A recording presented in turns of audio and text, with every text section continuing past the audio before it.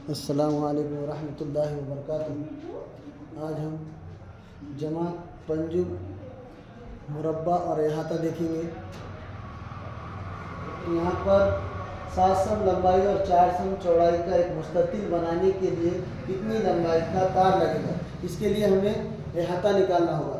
यहाँ पर लिखेंगे मुस्ततिल का अहाता,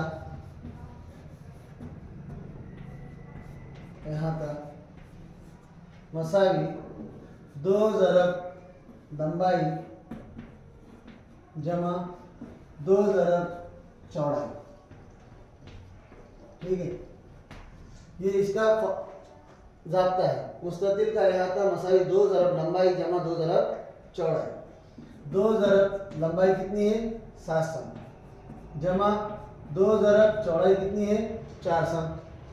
यहाँ पर आएगा 2 सते 14, 2 सते 14 जमा 2 चौक 8। ये दोनों की जमा करेंगे, 14 और 8 22।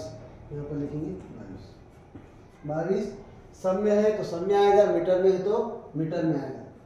तो यहाँ पर लिखेंगे, ये सवाल था 7 सम लंबाई और 4 सम चौड़ाई का एक मुस्ततिल बनाने के लिए कितनी लंबाई का तार लगेगा।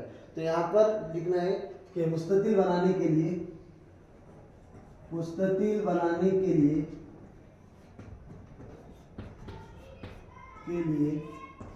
22 सम का तार लगेगा।